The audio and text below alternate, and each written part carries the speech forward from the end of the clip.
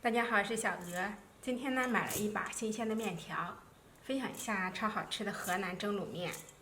面条呢，我们选这种非常细一点点的，把它给调散。然后呢，我们加上一点点食用油，把它给搅拌均匀，这样蒸出来不粘连，更松散。抓匀之后呢，把它给放到蒸屉上，给它摊开。然后呢，开水上锅，大火蒸15分钟。首先热锅凉油，放五花肉，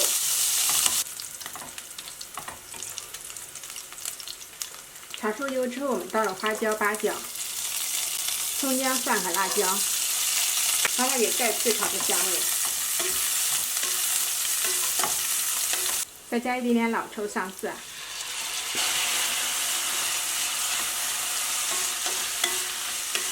然后放入豆芽、豆角，快炒熟的时候，我们加入适量的清水，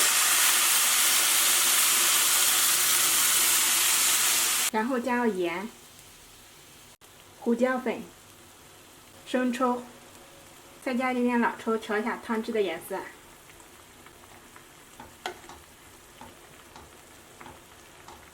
烧开之后关火。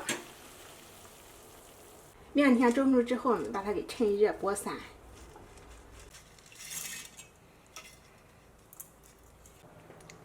然后呢，把煮好的汤我们给它放到面条里，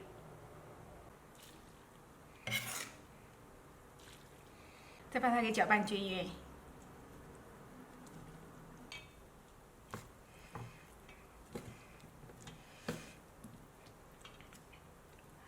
搅拌均匀之后呢，我们静置5分钟。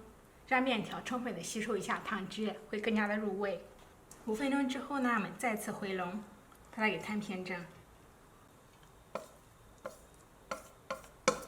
我们再次开水上锅，大火蒸10分钟。这样做出来的蒸卤面又软又香，非常的入味。我们家基本上每周都要做上2次，全家老小都非常的喜欢吃。喜欢的话就收藏起来试一下吧。